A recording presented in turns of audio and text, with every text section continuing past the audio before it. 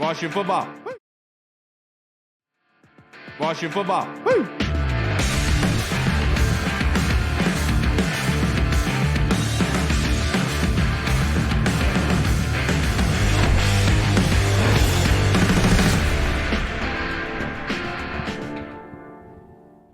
Yep. Hello, everybody, and welcome to the Burgundy Zone. I am your host, Kyle, and I'm joined by my co-host, Michael Reed. Hall is running a little bit late. He's getting his suit fitted, getting ready for his wedding this weekend, so we can't fault him for that. I think that is a pretty good excuse. But the Burgundy Zone is a part of the Frederick Podcast Network. You can find out more by going to www.listenfrederick.com. The title of this episode is the ATL Beltline, and we brought in our guy, Mr. Matthew Paris, who formerly of the Washington Times. Last episode that we're going to have him on here. Matt, thank you so much for blessing us one last time before you go on your new adventure. How are you doing? Hey, thanks for having me. Appreciate it. It's been fun, and hopefully, hopefully I'll be on here again if they ever play the Saints or whatever. Yeah, I was about to say, you got to be the first person we contact about that.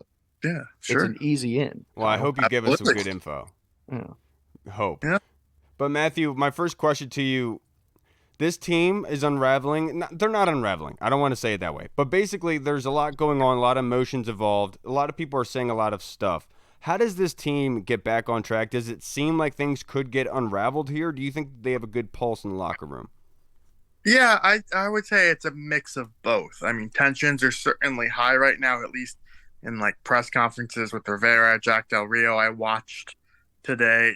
It seemed a little tense, and I think that just comes with, losing three in a row, or two in a row, three in a row, Three in a row, yeah. Three in a row. Yes, sorry.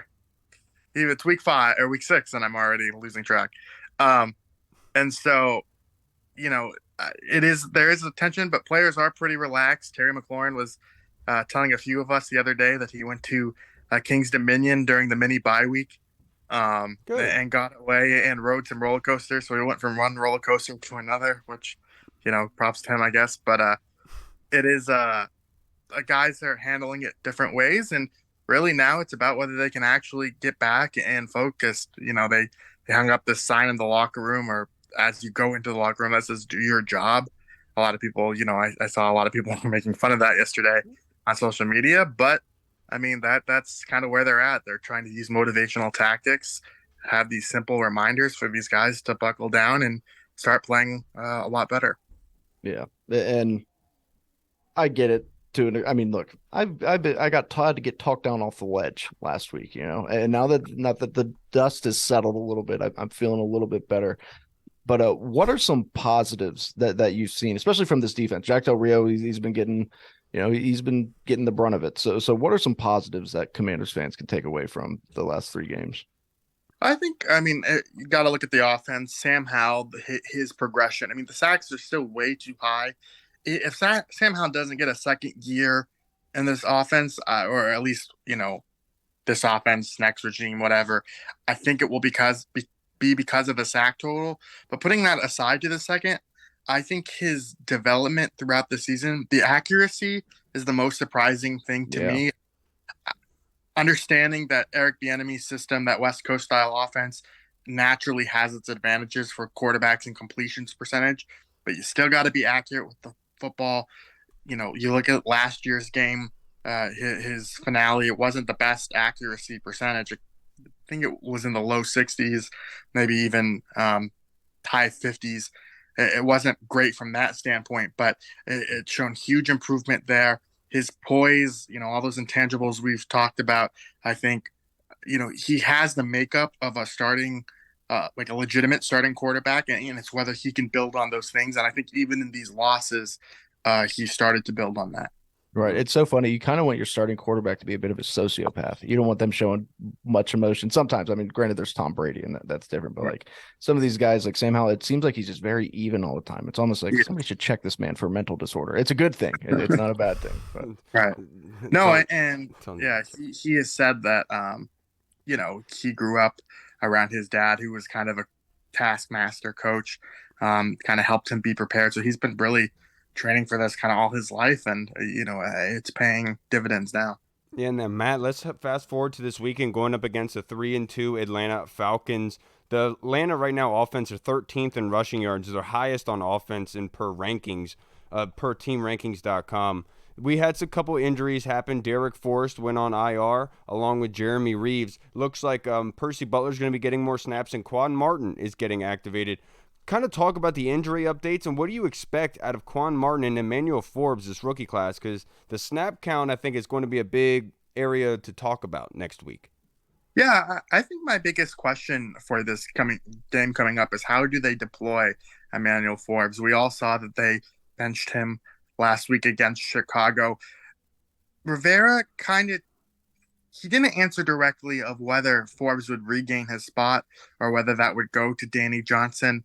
Danny Johnson, I think, is serviceable if they wanted to sit Forbes another week or two or see how it goes with Johnson in there.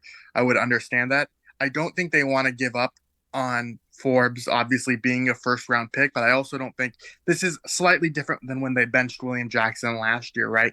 That was kind of a turning point for this defense, but I don't know necessarily if they see that exactly the same, because I think they would ideally like to get Forbes back on the field and have him play a lot better. But I think what they're looking for from him is that response in practice. Rivera has talked a little bit about how, Forbes, over the summer, we all talked about how great he looked in training camp. He was really sticking or learning those techniques that Washington's coaching staff was teaching him, and he was sticking to, kind of those principles within Washington's defense. I think as these games have gone on, they've noticed his technique isn't as sharp as where it needs to be.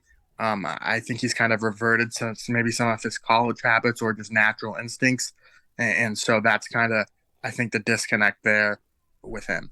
Right. And that's the thing too. It's weird because like you talked about during camp and the preseason and really the first two games, we could just praise Emmanuel Forbes all day. And then it is like the last 3 weeks, it's just kind of taking a nosedive. So hopefully he gets that straightened out, but we're going to be going up against a pretty complete running back, of course, in Bijan Robinson, who seems to make highlight plays every single week.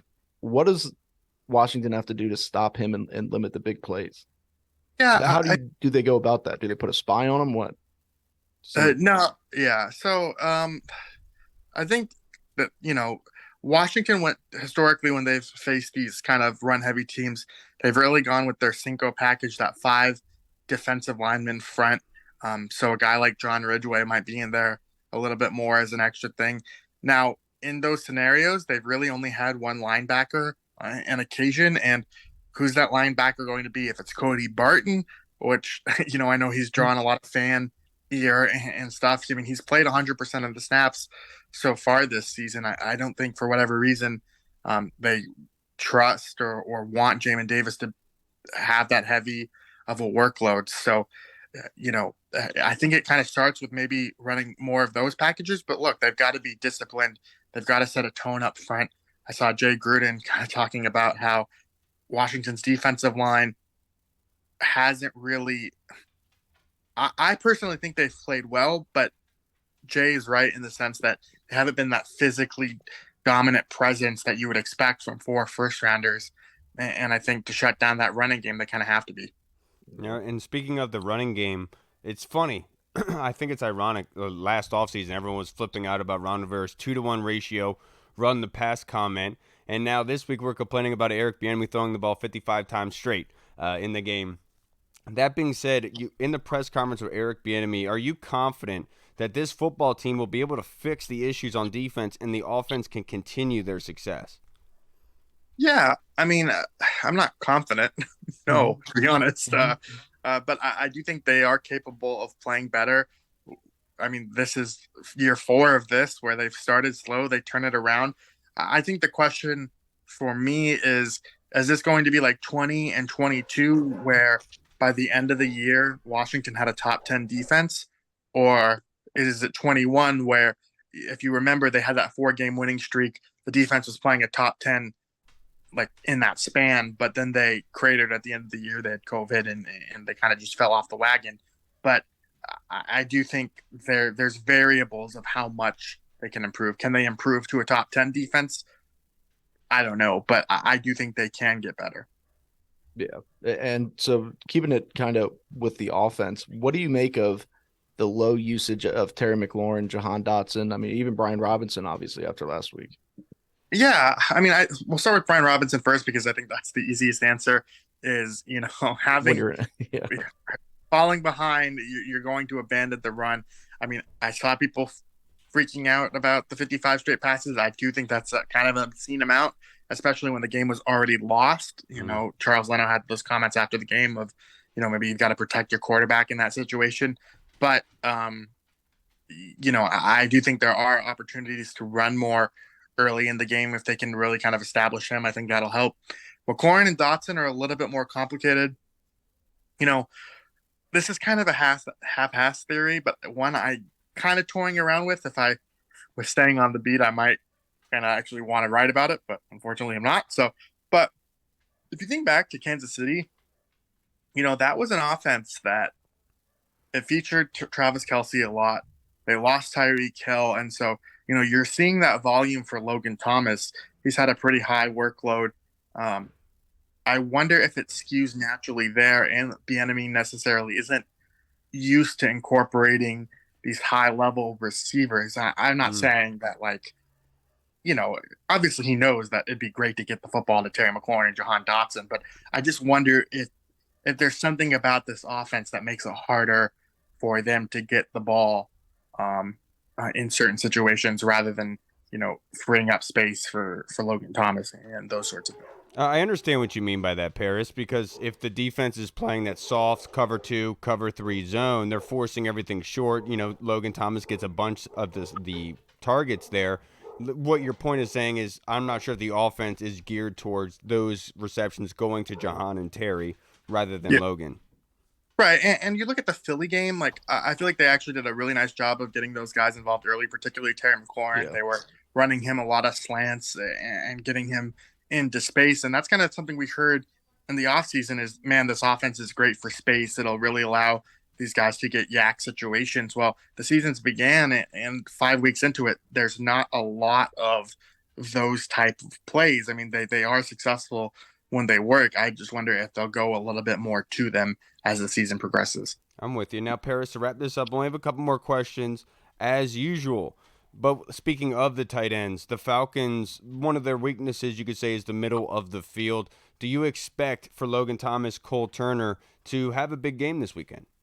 Yeah, I do. I mean, I think Logan Thomas, if memory serves, in 21 when they were down there before, that was the game he got hurt, I believe, but he played well in that until the injury. I think he hurt his hamstring. There's some, he got hurt, if you remember, against Vegas, but I think he played the first 4 games.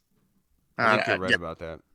Anyway, so I do think there's an opportunity for him there. I mean, Atlanta's defense is much improved. I think that unit is a lot better this year, but I think this is an efficient offense. I mean, I know they've gotten even though there are some things that have struggled, Washington has still found ways to move the ball. So I'm not necessarily concerned as much about that side. I want to see how the defense responds. And that's where I'm comfortable, Matthew, because we know that the defense can turn around. We know that they play well. The offense has always been the question mark the past couple of years. I'm glad to see that progress. Next question for you. Score prediction and MVP for this game. I think Atlanta's going to win. You do? I don't know. I do. Yeah. It was a good game last year, that's for sure. Yeah, it was. And if you remember Marcus Mariota, they drove it down. Kendall Fuller had that interception in the end zone, but Washington almost lost that game. So Atlanta's a team that's always faced them tough. I know Washington's won the last 2 against them, but I do like Atlanta here.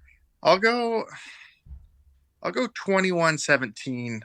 Maybe the offense or the defense shows a little bit better. Atlanta's defense is a little tougher. They're on the road.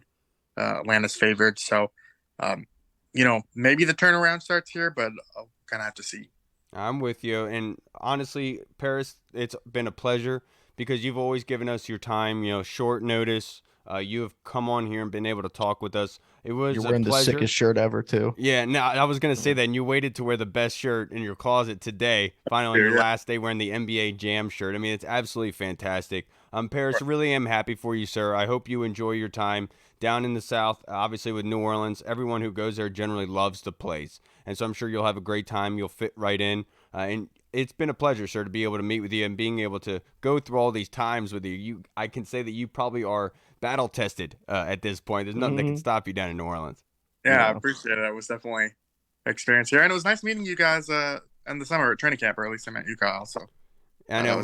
Reed doesn't show up to things like that. He says he's an A-lister, Paris. That's what he says. Yeah, I can't walk amongst the common folk like that, But well, that's why I'm leaving. Honestly, I got too big for this place. Yes, there you go. Yes, I love that. And you stay away from them crawfish now, yeah. Right. You stay away from that voodoo down at Nolans. Paris, enjoy your time. I really do. I wish you the best, sir. Safe travels and kick some ass down there, sir. I appreciate you. Have a good one. Thanks, man. Appreciate it. But don't actually kick anybody's ass. Right. Don't fight. Yeah. All right, everybody. We just spoke with the man, Mr. Matthew Paris. Always enjoy Matthew's time. Yeah. Glad that we were able to get him on here before he left because happy for him. But also, it just sucks to see somebody that you've actually got to know on here and take some time out for you to leave like that. It's unfortunate, but I'm happy for him. It's probably a great career move. Yeah, he's going to make them sinners down in Nolans happy boys. What are you doing right now? What bit is that? New Orleans. No, it's just straight up New Orleans. It's Nolans. Straight up Nolans. Yeah, there's a bunch of sinners down there. And we're about to be joined by our next guest, Mr. Ryan Fowler. Should be here any second now. But this question was submitted to us, Mike, by the Colonel before we were joined by Ryan Fowler here. I want to get your opinion on this, sir. It warms my heart listening to other pods describe their team's plights. If you listen to podcasts for the Jets, the Patriots, Minnesota, San Diego, Las Vegas, or LA, and the season is over, they're saying. We have the team. We need to gel. I think we owe him that with our gutsy play. The roof has not collapsed. We can easily be a wild card. Talk to me. Yeah, that's 100% true. I still think we're all a bunch of chicken littles right now. I was specifically for 5 straight days after that loss to the Bears, that embarrassing loss, that disgusting loss that still just gets me all fired up. But they still have talent. And remember, a few times in the last few years, a couple times in the last few years, they've started very slow and all of a sudden mid-season catches up and all of a sudden they're winning games and they go on a roll. So hopefully that'll happen this year because they got the offense to do it. You're absolutely right, Reed. And now we are joined by our next guest, friend of this show, Mr. Ryan Fowler of Bleacher Report. Thank you for blessing us on this Thursday evening, sir. How was your therapy week? Oh, it's been a long one. Feels like I haven't played in weeks, right? But no, I always appreciate you guys having me on. I'm ready to hopefully we get back on the winning track this week. Yeah, and I watched some film of the Falcons last week against the Houston Texans, and one thing you can always say about the Atlanta Falcons defense, I forget the coordinator's name, of course, as soon as it's here, but it's always a lot of pressure, sending a lot, showing 6-man fronts consistently, Ryan. That being said, how confident are you in this offensive line being able to produce in those circumstances and being able to put up points? Yeah, I think early in this ball game, I know Bieniemy talked about it today a little bit. Just getting the ball out of Sam's hands quick. We saw it a little bit last week against the Bears. We moved forward in that second half. But Terry and Jahan, you got to find ways to get your best skilled players the ball. Athletes in space is really the name of the game, and you got a lot of them on offense. And I think Washington's going to be able to score some points this week. I know Atlanta's made some additions in their secondary. You saw them trade for Jeff Okudah. Jesse Bates is one of the top, if not the pure top safeties in all of football. They're going to throw some different things at Sam Howell, but I do expect this offense to score. But they're going to flat out have to run the football. This front seven, I know they like to do some unique things up front with Ryan Nielsen as their DC, but over 100 yards allowed per game on the ground. They have to run the football with success, led by Brian Robinson, because Brian Robinson, look, he's the only running back that has anything to expect from in the ground game. Chris Rodriguez is consistently inactive. Antonio Gibson can't hold the ball. They got to run the football this week at this front, whatever it may be, 3, 4, 5, 6 guys, whatever it is, before they ask Sam to throw it 35 plus times a game, because that's just not the formula to win football games right now for this Washington offense, is to ask Sam to drop back 35 plus times a game. Yeah, and this obviously the circumstances permitting, but you're right. You don't want to go to the junior year Sam Howell. You want it to be the more sophomore, balanced type offense. Sorry, Reed. Yeah, and on the flip side, what does this defense need to do to? We talked about Bijan Robinson earlier, but they got They don't necessarily get the ball to Drake London and Kyle Pitts, but they do got some talent. They're very talented, as you know. What does this defense have to do to kind of get back on track? Yeah, I think the Burgundy and Gold bottom line is we got to stop getting spoiled with sending four. I know all the names up front are fun to look at on a spreadsheet, but you got to be creative in what you're doing. More stunts, more twists, more guys in the A and B gap, send guys off the corners.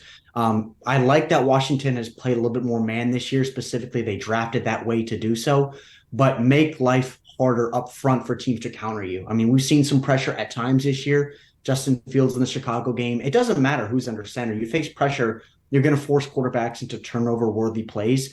And the biggest thing for me, guys, is you drafted Emmanuel Forbes on day one and you drafted Quan Martin as a top 50 pick as well. Those guys specifically, I mean, when we know the struggles that Emmanuel's been through already, but with Quan Martin, you cannot draft a guy in the top 50 and just have him look good in uniform. He has to play. I think he's going to get an opportunity to do so this week, specifically with the Christian Holmes injury and Derek Forrest now on IR. But bottom line, more pressure up front, not allowing on just Chase, Montez, Duran, and John to say, get home, because this Falcons front five has some bodies, and Chris Lidstrom at guard and Jake Matthews at tackle are two of the most underrated linemen in all of football. Yep, you're absolutely right about that. I know that their pass pro probably isn't the best right now, but that's not something you can really hang your hat on. You got to be able to go out and do it. Ryan, this defense right now, they're 31st in points per game. They're 6th in red zone percentage. They're 20th in third down percentage, 21st in passing yards, 23rd in rushing yards. You would think that I was talking about the Atlanta defense, but no, we're talking about the Commanders defense, something that we are not used to. So after watching the film and seeing everything that has transpired up until this point, going against Atlanta, losing Derek Forrest here, what do you expect out of this defense in order to kind of contain the Atlanta offense? How has the defense gotten to this point? Because people are pointing blame at Del Rio. They're talking Cody Barton. I blame the linebackers, but I think it's everything all in one. I don't know how else to explain it. Yeah, no, I agree. It's tough when you use the capital that you did this offseason specifically on the secondary, and the secondary has really let you down. But the defense, the biggest thing is it all correlates, right? From the front all the way back. But the biggest thing for me is all the best defenses in football start at the linebacking position. 49ers, Chiefs with Nick Bolton and Willie Gay, linebackers have to be better. And for me, the bottom line is I want to see potentially, if it's not working in the middle, Khaleke Hudson, where is he? Jabril Cox is a good athlete. If it's not working, get somebody in the building that can make it work, or at least try to make it work, or at least provide some changes in some facet to make it seem like they're trying to improve. Because when you look back in the history of Washington, LeVar Arrington and London Fletcher in the days of Marcus Washington, Michael Barrow, or you go back to the Chris Hamburger and Sam Howells days, those guys were, look, Washington's always been pretty decent at the linebacking position. But right now, Jamin Davis is a first rounder. Cody Barton's coming over from Seattle, to where he was never a starter for 90+% of the snaps. He was backing up KJ Wright in Seattle. They have to improve there. So it's been a mess. 144 points in a month is completely unacceptable after what we saw last year from this group.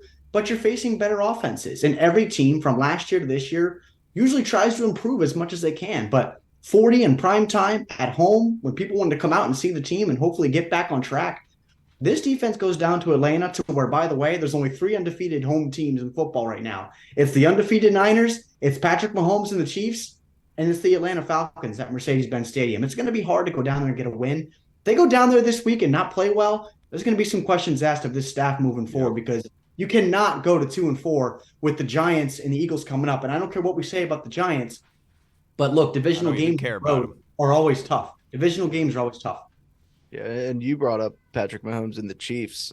Did you know Taylor Swift's dating Travis Kelce? Did you know? I didn't know that. No. Yeah. This is the first time that's been talked about here, and of course, you're the one to do it. Yeah, Kyle, because it's a huge pop culture phenomenon. But anyway, keeping it with the defense, let's talk a bright spot. Person who I think has been the most impressive by far has been Chase Young coming back. What have you seen from him? What improvements has he made? I think of his pass rush repertoire. I think of his hands. I think of his willingness to win with power into the inside. A lot of these guys, these big stud edge rushers from the college level to the NFL level, I think we're seeing it a little bit with Tyree Wilson right now, figuring it out with the Raiders as a top 15 pick. Has he even seen the field yet? Just a little bit, but he's trying to figure it out now that they obviously lost Chandler Jones. Right. But for Chase, is just his ability to win the inside, win to the outside, and continue to develop. And we knew his ability to run to the edges, his ability to create plays, his ability to be a leader, create splash plays as well. Things break down, chase quarterbacks by the backside. But it's just improving your hands, improving your hand counters, improving your ability to stack and shed offensive tackles. Or we've seen it a little bit in the Bears game where they lined up Cole Kmet to his side and make him rush twice. Or even Montez has faced that a little bit. Right. It's continuing to improve his skill set, what we saw at Ohio State to his rookie year to now fully healthy, to where 11 pressures against the Bears was the most out of any edge defender in any game in football. And he looks like the guy wants to get paid. I know he does. He keeps playing like this. They're going to make it tough whether you pay Chase or Montez. But I think you're exactly right, and that Chase has been fantastic. I think he's going to be fantastic again this week because they're going to absolutely need him to be. Yeah, now to wrap this up, I only have a couple more questions for you. But with Emmanuel Forbes, obviously Jack Del Rio Company, they benched him during the game last week. I saw some things on film that I thought was purely effort-based. In your opinion, what are you seeing out of Emmanuel Forbes at this moment? And then how much snaps would you give to him percentage-wise, I guess, if you were to compete him with Danny Johnson in this game? Yeah, I know you guys probably saw the Landon Collins comments Yeah. About let him learn. Landon, as a first-round guy coming out from Alabama, but Landon Collins was an 165-pound corner where the issues coming into the league, we knew what Emmanuel Forbes had to improve upon at the NFL level. It wasn't the instincts, wasn't being a ball hawk. It was his technique, and it was his play strength at the top of routes to where guys are going to throw him off the ball. And that's exactly what we've seen through 5 weeks. Now, I agree with you, Kyle, as far as the effort at times. The 4.3 speed that he has really elongates that stride, and it can pick up speed. I haven't seen that at all in 5 weeks. But the bottom line is I think Emmanuel's the type of kid that's going to put his nose to the grindstone and him getting embarrassed a little bit, specifically from A.J. Brown and DJ Moore these last 2 weeks, is going to bring the best out of him. So I personally would play him, I would say probably 45, 55% of the snaps. I'm not going to play him 75, 80%. I want him still to play. You're not going to draft a guy in the top 20 to sit on the sideline. You just can't, because the guys behind him are most likely going to be without Christian Holmes this week. So do they bring up Tariq Castro-Fields in the practice squad or a Nick Whiteside? We'll see. But the bottom line is the same things that we knew Emmanuel had to improve upon at Mississippi State.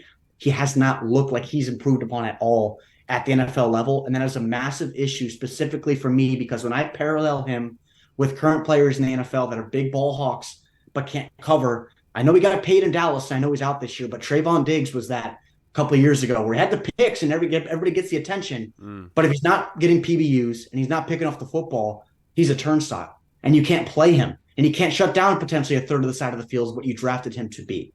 So he has a lot to improve upon. He's got to get stronger. That's the bottom line. He's 165 pounds. He's got to get stronger, got to trust his technique a little bit more. But I'm absolutely not just benching him and saying him sit there. I think he definitely plays this week, and he needs to. He's got to get better. Yeah, for me personally, I didn't think the pass plays were the big reason why Emmanuel got benched. For me, it was the run plays and the lack of run support, the lack of effort in that regard. You simply just can't have a guy on the field that doesn't want to use technique to bring down a ball carrier. You can't just allow people to run past you.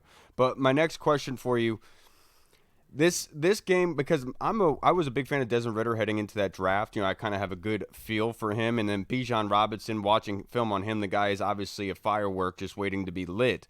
How to combat those two, and Drake London as well. We did breakdowns on him. How do you get to Desmond Ridder, and how do you limit this offense? Yeah, I think the biggest parallel we've seen this year as far as what Washington's going to face with Desmond Ridder, really, I can think back to what we saw with Josh Dobbs in week 1. It's not that Desmond isn't mobile. He just wants to win within the pocket. And they have a bunch of weapons. So, look, you got Bijan, and you also got Tyler Algier. Heck of a day 3 pick last year out of BYU. He's that 1-2 combo. Cordarrelle Patterson is really their Curtis Samuel, their weapon X in their offense. They're very unique in what they do up front as far as inside zone, outside zone, power, gap, pulling guys, including tight ends or their fullback. A lot of different things up front. But, yeah, this bottom line, this skill set on offense is they're loaded, they're deep, and they're going to be able to score points on this Washington defense. Imagine if they utilized Kyle Pitts, because he is such a freak of nature. It's so. Yeah, I was going to say they involved him finally last week. I know the fantasy guys out there were probably happy to see that. I was too depressed to even keep up with football last week. I know. But Jonnu Smith has really been their guy at the tight end position. But Yeah. Desmond wants to make his money inside the pocket, guys. That's where he wants to make it, in that 10 to 20 yard range of the offense. I'm not going to hate on Jalen Hurts, but that's where he makes his money too. For the Philadelphia Eagles, he wants to win in the intermediate to shallow areas, get the ball in his hands of the playmakers, and let him win. But at the same time, they got some big boys. Drake London, Mac Hollins, and John Smith and Kyle Pitts, they're big boys. Mm-hmm. So the red zone's going to be tough. And then you got Bijan come down the tracks that, I mean, I'll say it right now, he may be the best back in all of football already. He's absolutely fantastic. So in both the run and passing game, and absolutely one of the most humble, kind, hardworking dudes that you'll ever meet in football. So Washington's got their butts cut out from, they got their work cut out from this week down in Atlanta. And we know, and I will say this too, guys, I don't know if it'll happen, but if Atlanta gets up in this game, we know sometimes the NFL likes to rub it in a little bit. I'm surprised maybe we see Taylor Heineke come in, maybe get a goal line, run it in or something. Mm-hmm. Who knows? Don't put that out there, Ryan. My last question, the last question I have for you, Sam Howell, up to this point, what are you hearing about him, maybe nationally, whispers, and what have you seen from Sam? You know, I'm saying that I'm convinced that he deserves to be the franchise guy, but obviously there's a lot of environment, situational things here. What are you seeing? Yeah, from what I've heard, the conversations I've had, he is their guy. There's nothing right now as far as we're looking to 2024. We're looking to potentially get a guy if we're in that 13 to 16 range. J.J. McCarthy from Michigan, a Michael Penix if he's there, a Bo Nix. None of that conversations I've had yet with anybody. Now, it's early October, mid-October, heading into week 6, but everything that Sam has shown, I think he's proved himself. And again, from the conversations I've had, they're happy with what the early returns are on, again, a 5th-round pick from Sam Howell and what he's shown as far as a toughness perspective as well, because he nearly threw for almost 400 yards last week. You don't want him sitting there throwing all day long, but if you have to, he's shown that he can keep you in a ball game. Obviously, the turnover-worthy plays, those are the ups and downs that we're going to have to deal with a young quarterback in football. They have the skill sets on the outside to make life easier on him. Running, he's got a big, bulky body. I know he wants to make guys miss, maybe run a guy over here and there. He's got a little confidence and arrogance to him, which I love. Take care of your body. I'd like to see him do that a little bit more as we move forward in these next few weeks, or specifically, against New York and Philadelphia. But early returns from what, in my opinion, from what I've heard, all positive regarding Sam Howell. I'm glad to hear that because the kid definitely deserves it. It just needs to be more consistent with his success, I would say. Ryan, I can't thank you enough for joining us, being able to preview this game this weekend. Just like before we get out of here, just like to plug your social media handle, just in case anybody watching hasn't followed you yet and would like to. Yeah, I'm on X or Twitter, whatever you call it, _ Ryan Fowler. And then all my written work is housed at bleacherreport.com. Appreciate you, Ryan. Have a great night, brother. Yes, thank you so much, guys. All right, everybody. We just spoke with the man, Mr. Ryan Fowler, and I'm telling you, he took the words right out of my mouth when he was describing how to get with Desmond Ridder and how to get to him.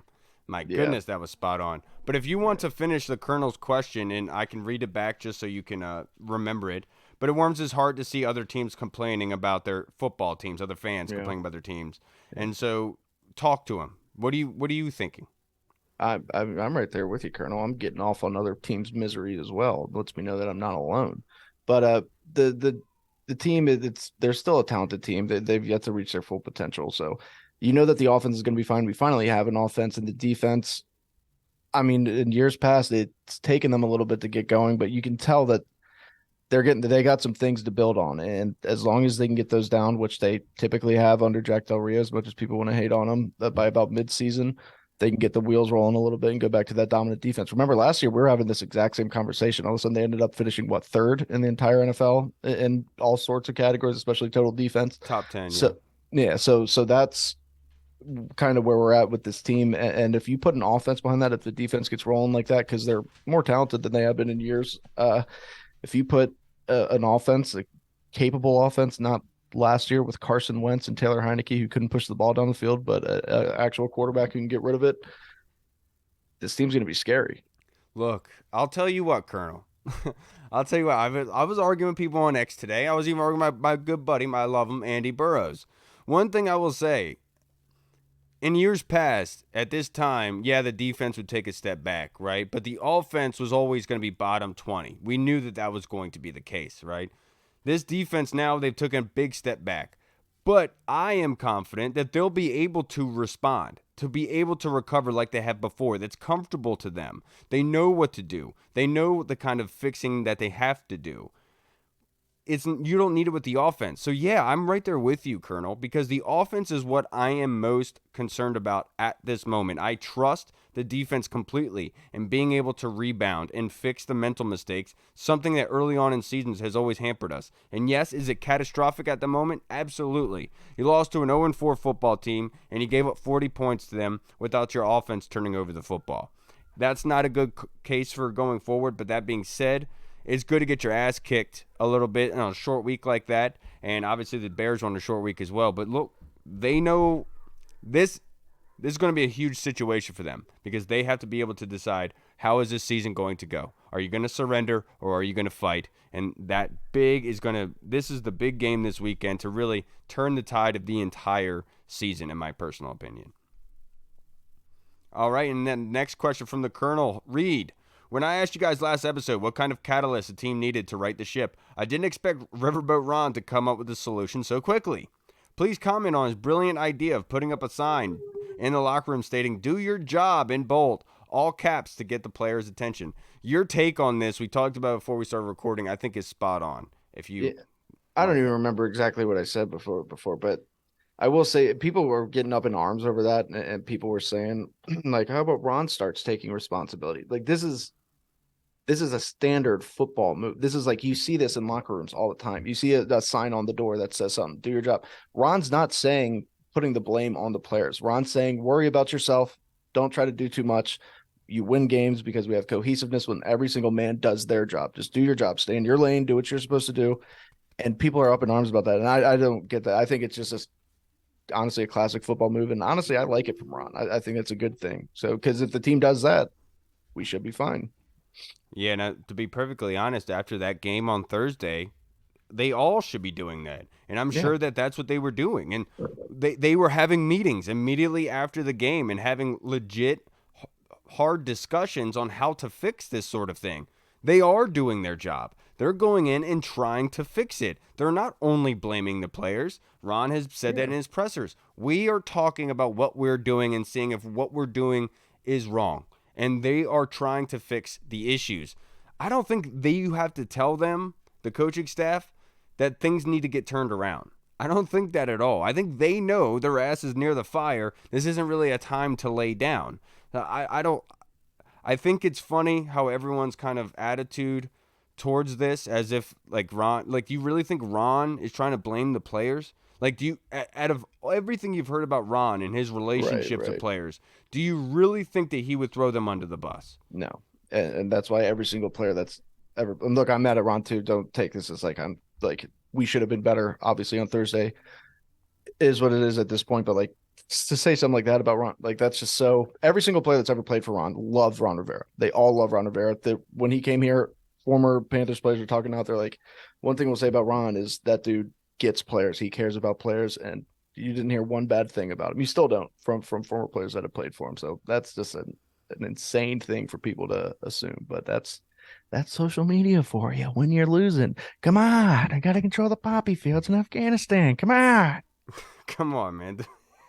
We're going to control the poppy fields in Afghanistan. It's the United States of America. Now, let's go to Twitter for our fan questions. And this one was submitted by Proud Papa. And this is a great question because when I requested for fan questions on Twitter, I used a Pokemon episode because of Matt Paris, right? Paris, the Pokemon. Very well done on my part, I will say. I got to toot my own horn there.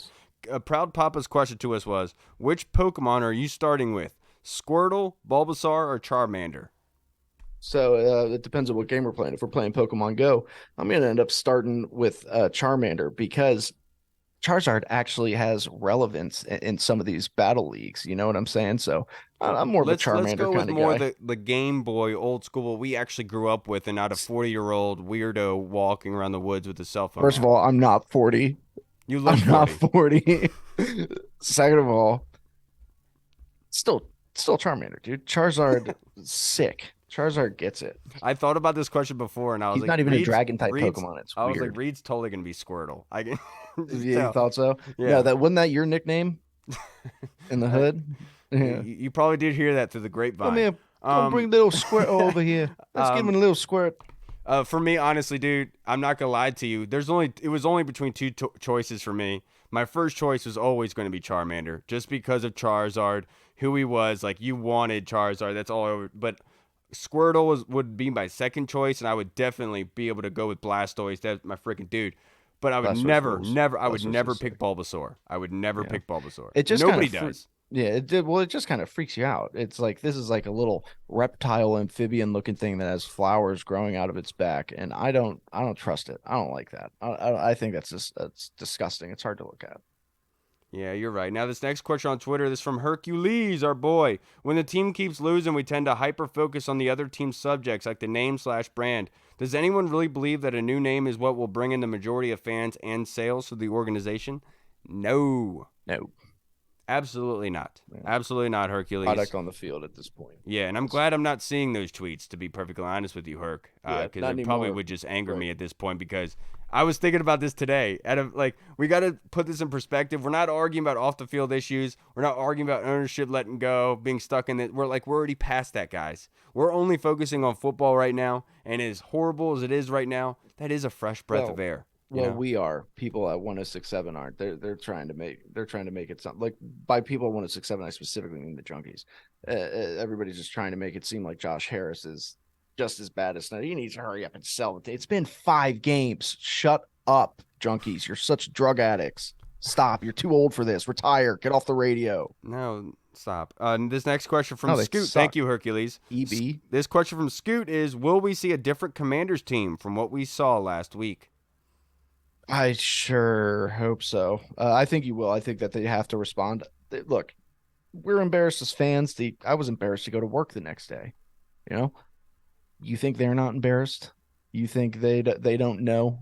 They don't hear? Yeah, you weren't even embarrassed. You showed up to work naked, but you showed up to work embarrassed after that. Yeah, but what would be embarrassing about that, Kyle? It's natural. Yeah, I'm with you. I do think that we're going to see a different team. I truly, honestly do. I believe in this football team. Like, when they have a game like that, it's not, this is who they are, we were mistaken, we got excited for no reason sort of thing.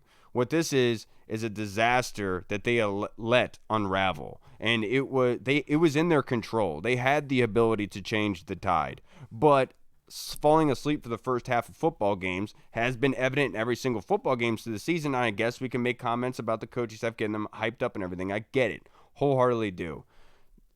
But this is a sort of situation where they're not liking what's happening, and I think that I said it last week, I thought we were going to get it versus Chicago, but I guess the short week and all that, it was hard to be able to, from an energy standpoint, because OGWCC told me, look, the Bears had some healthy guys that they were activating, like Tevin Jenkins and others that were coming in fresh, while we're coming off of a short week majority of all of our guys. And look, I do get that, but I don't think that was really the big difference in all of this. But they better come out with a sense of urgency. They better come out, because the Atlanta Falcons defense do exactly that. They come out punching you in the face, going fast as heck, and that's not what you really saw against Chicago.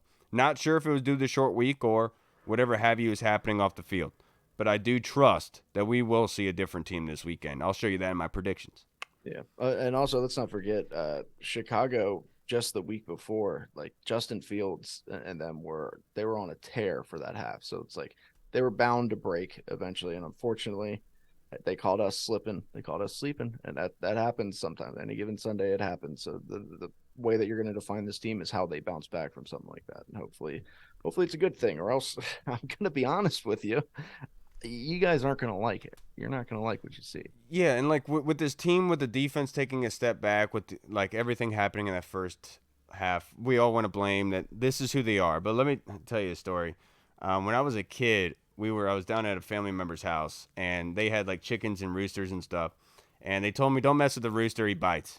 And, I didn't listen. And that's how I kind of equate to this sort of situation, where the coaching staff can tell them till they're blue in the face what the issues are. But if it's not being listened to, if it's not being acted upon, like I was down in Florida that one summer where I messed with the rooster and they came up and got me on the ass, that's what happened to us on Thursday night with the Chicago Bears. You didn't listen. You thought you could walk in and just be able to go in and win that football game. You got punched in the mouth. And this is reality. This is what happens when you go in lackadaisical, when you don't go in dotting your I's and crossing your T's. This is the NFL. This is what happens to you because every single football team has a vendetta to win. They all want to. And these guys on the field want to because they want to be able to extend their football career. And that's kind of the learning aspect. Yeah. I agree with you there. I agree with you. I agree with your yeah, by the way. Sorry, I was just thinking in my It's Thursday, man. I'm having a good week. I know. It was actually a really busy week. But that being said, let's move on. Next question. Discord, Big Tony Shivers. What are the weaknesses of Atlanta's What are the weaknesses of Atlanta's defense? I haven't watched that much Atlanta, dude. I'm gonna be honest with you, Tony, because I like you. I've been so goddamn football depressed. I haven't even been prepping for this game. I'm just kind of going in there blind and saying, take it for what it is. I don't care. On defense, they are relatively good, but I think that we have to consider the competition level because one of the reasons everyone was drafting the Saints defense for fantasy this year was because of the NFC South, the offenses they were going to be facing. Atlanta's facing a lot of those same sort of offenses. They're 15th in rushing yards. They're 17th in giving up in passing yards per game in 1.4. The middle of the field is where you can attack them. They kind of play this wider zone. They come with that six-man box. But what I did notice at the Houston Texans, when they ran straight at them, when they were in that kind of wide set, it was very productive. If you go to the outside with your running lanes, if you're not properly blocking with your tight ends, they will come up and get you. But if you're able to seal that outside, you're going to have room to run with that six-man front. The Atlanta Falcons is a good defense. They're going to screw with you. And something that I was concerned about early on in the preseason was Sam in this offense not being able to see rogue blitzers, not showcasing themselves, and obviously that comes with experience, knowledge, film review, and everything like that. Atlanta's going to be showing a lot of that, and that's something that has plagued us so far to start this season, and so I would expect a lot of that to come, and maybe we are take advantage with screens, with quick throws to Terry, get them in easy situations with the ball in their hands, 15 to 20 yards downfield. I think that's the recipe for success for this football team. It's kind of crazy if you think about it that, like, as fans, like, we're kind of like goldfish. Like, all of a sudden, like, last week around this time, like, or I'm sorry, like, the day after, I was fuming. I was like, I'm not gonna watch it. It's so, but now I'm like, dude, I'm excited. It's like you just forget. You have like a 1 second memory. It's weird. Yeah, that does not surprise me with you, by the way. This next question from Scott Hartley in the UK. Oi! Genuine question for the pod. Is this game the definition of a must-win game? And what's your game plan to give Ritter his first ever loss at home? Yeah, I mean, I think this is about as close as you can get to a must-win game for this team, especially for this coaching staff. I mean, you got people calling for their heads. You're just coming off of easily the worst game that I have seen in my entire life from one of these teams. And if you lose 4 straight, all of a sudden a lot of that talking gets a lot louder, and it's very tough to see how the team would kind of bounce back at that point. But I think this is about as close as you can get to a must-win. At least, like, even if they lose, maybe not must-win. They got to play well. If they play well and they still lose, like it's like a very close game at the end, they're going to be heartbroken, obviously, but the wheels aren't off yet. If they lose, they get dominated, wheels fall off. I don't think it's a must-win per the definition of a must-win in order to kind of – I just think it's a must-win in the trajectory of the season, Scott, just based on – this is like the crossroads of where you're going to go. And this is a big decision based on what's going on there because this group, you don't know how they feel about the future. And this could be one of those situations where maybe they want to see some other people. Do you know what I mean? And that's my big takeaway from this weekend is it's a huge stage and a big ability for this coaching staff to really show that they still have control over this football team and preparing them in the right way. But we need more consistency. And then what's your game plan to give Ritter his first ever loss at home? So obviously I watched a lot of Ritter coming out of college. He was one of my favorite quarterbacks in there. And the only reason why he was my favorite quarterback in that draft was because everyone wanted to trade up. And all the reason why I liked Ritter was because he was a safe bet in that 3rd to 4th round of somebody you could bring in here and just be a professional quarterback. That being said, you have to force him out of the pocket. He wants to sit in that pocket. What Atlanta's going to do is they're going to move your eyes around a lot in run plays. They're going to do stretch plays. They're going to do stretch to the left. They're going to do end arounds. They're going to screw with you on those run plays, then hit you with the play action because you're so focused on the run. And that's where Desmond Ridder, throughout his career, really excels, is off of the play action, getting those linebackers up, making it easier for him in the back end, and then hitting that second level. Typically, that is what he's going to do. He's going to target his tight ends. But the best way to be able to do it is if Daron Payne, Jonathan Allen can get to Desmond Ridder, force him over to Chase Young or Montez Sweat to be able to chase him down. Yes, Desmond Ridder does have legs on him. He's got long strides, but so do both of our defensive ends. And I'm completely confident that they'll be able to chase him down. I'm more worried about Bijan Robinson and containing him in the run game, because as soon as Desmond Ridder has an effective run game, that play action is going to be lethal. So getting him up the middle, being able to limit him there. And then lastly for me, Scott, it's tackling. It was before the Bears game. We saw how bad the tackling was there. If you do not tackle Algier and Bijan Robinson, they are going to make your life a living hell. And that's how this game unravels, in my opinion. And another thing with Desmond Ridder is, at least coming out, I don't know much about him this season since he's kind of taken over the starting job, but like he was always very inconsistent with his accuracy. And when it came, like you talked about, when he was getting forced to leave the pocket, or you were getting hands in his face, or you were putting some pressure on him, he kind of had a tough time. So, dude, if you just pressure, and not just with the 4, I think you got to send some exotic blitzes, send some rogue blitzers, whatever you got to do, but really, really lay it on them. Well, the problem is when we do send pressure, they already know that it's coming, and then they have a great solution for it. It's insane to me. Yeah. It's either really bad luck or we need to move stuff around. And I know that Jack Del Rio is very stubborn in adjusting things, but at this point you have to be able to do it because we can't go back anymore. I mean, this is on a literal record-setting pace. Something has to be done. Right. We all got to get involved in it, and you got to be able to put down your shield and be able to work with everybody else, because you can't just sit there and say nope. Yeah, you also what we need to do is we need to tell Jack Del Rio, all right, here we go. Pretend you got a second chance to storm the Capitol on January 6th. How would you do it? And then see how he draws it up. Because I'm sure he would do some things different. He'd make some adjustments for that. I definitely would. Now, this next question is from Deluxe in the Discord. How do you think they handle the back 7 with Forrest being out? What are your thoughts on more 3 linebacker looks with Hudson in the curl role on early downs? Martin/Johnson coming into play in passing situations. Take advantage of Hudson's size against Falcons' run game, and Mayo possibly subbing in for Barton in similar situations. I'm going to say something, and this is not going to be a popular take right now, but it is funny to me how the media and everybody went on a complete 180 just because Fred Warner had a very good game. It was, for the longest time, it was linebackers don't even matter in today's NFL that much anymore. Fred Warner, Dre Greenlaw, they have a hell of a game, and obviously they're fantastic players, but all of a sudden it's every defense in the league that's good has fantastic linebackers. It's like, you guys did not know that. That's not true. I'm sorry. I think it was said earlier, and I love Ryan, but I don't think that's necessarily true. Obviously, you want those guys on your team. On the last episode, if you were there, you would have heard me say a lot of the playoff teams last season had a good linebacker on their roster. I didn't say what they said, but it was similar. Right. But it was similar. And that's, I mean, obviously you want the best players that you can have, but like, it's just funny to see how much it's flipped, because literally just 2 weeks ago, it was, you don't even need linebackers. Come on, what are we doing? They're being replaced by defensive backs. Come on. And I think that's what you're going to see more of. I want to see Quan Martin out there, man. No, dude, it's Joe Biden and Little Nicky. There's a slim line. Come on now, don't do that.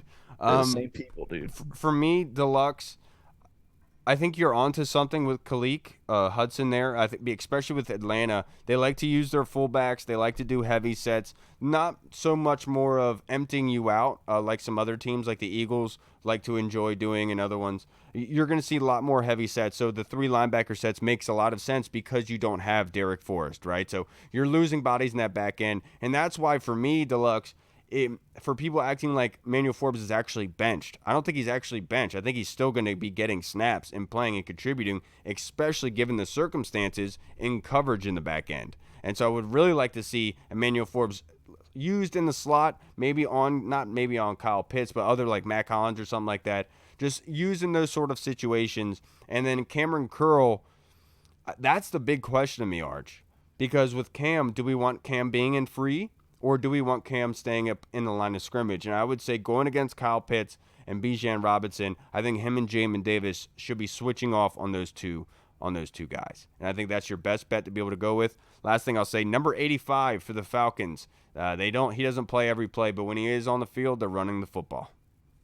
Yeah, but that's kind of what you saw with Atlanta last year too, though. Like they don't care if you know that they're running. They're gonna run it, and they're gonna say, "Come stop it," because their offensive line was so good and dominant in the run game. And so now you give them Bijan Robinson. Damn.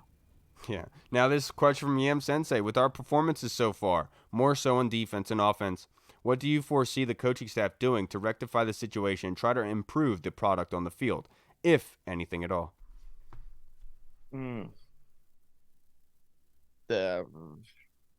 Really all they can do is their jobs. I don't know what else they can do. Just do it right. Make adjustments. I don't know. I was saying to bring in some sniffing salts before the game. Dude, have you ever tried those? No, Reed. I've Don't never tried do it. this. I Don't. I know you have though. It seems like some of you do. Yeah, usually I snort the other kind of rocks, but sniffing salts one time when I was younger, dude, I don't like it.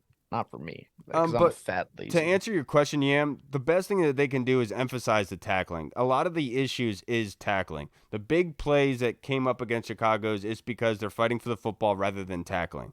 They missed some tackling in the run game and in the pass game, which led to big points. I think if you emphasize on tackling, on limiting Atlanta's offense, you can start to turn the tide a little bit. The game will start slowing down for them to say, hey, let's not allow anything behind us. But when everything is in front of us, that's when we're playing with house money. And it's all you have to do is wrap up. You're in the NFL, dude. You're in the NFL. You've gotten to this point. I know you could tackle. Everybody could tackle here. You just got to put the effort into making it happen. And I trust that they will. Yeah. Absolutely. Now, this last question that we have, this one is from our boy, Tim Towner. October 31st is trade deadline. If you were a GM, what would you have to happen for you to pull that trigger record-wise? Who would you even consider dealing? You know what else October 31st is? It's spooky season.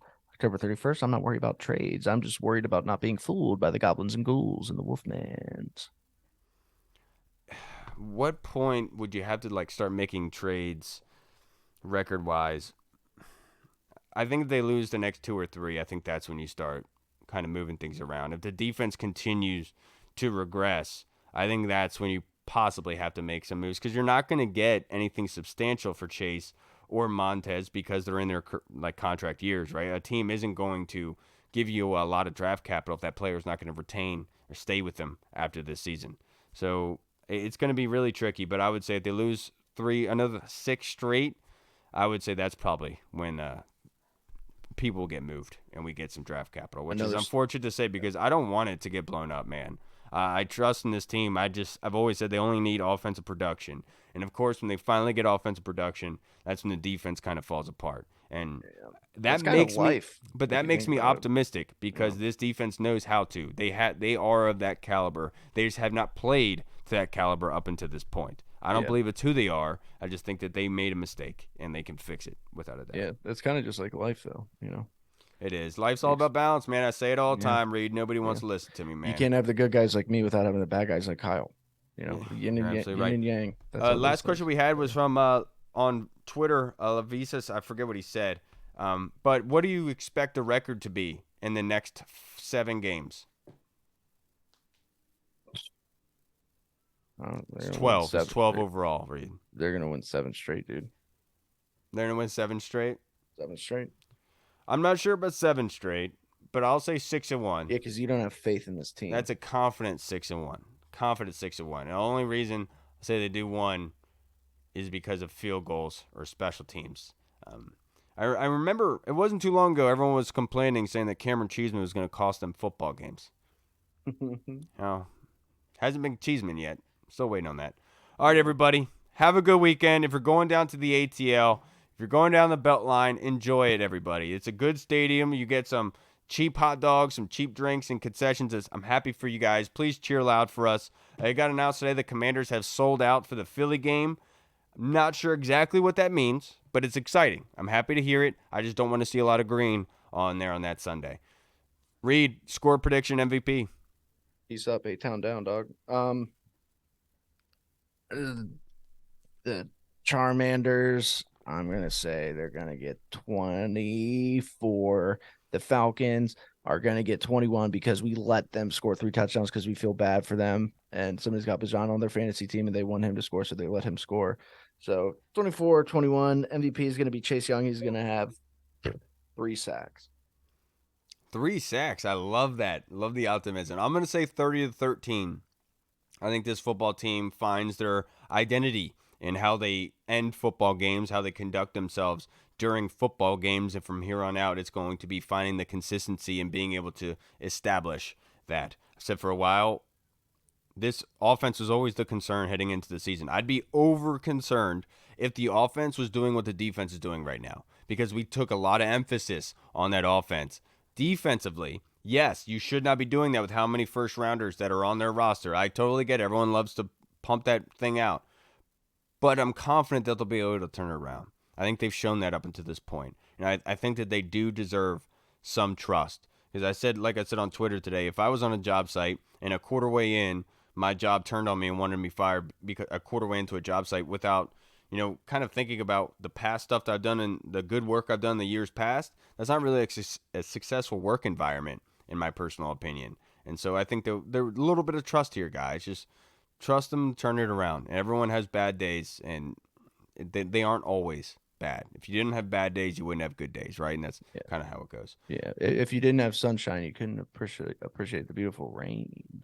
Yeah, and then my MVP is going to be Brian Robinson. Or no, if you didn't have the rain, you couldn't appreciate the beautiful sunshine. There you go. Brian Robinson is going to be the MVP. I think he has 2 touchdowns on the day. All right, everybody. That's going to wrap us up for this episode. We appreciate you guys. Enjoy your weekend.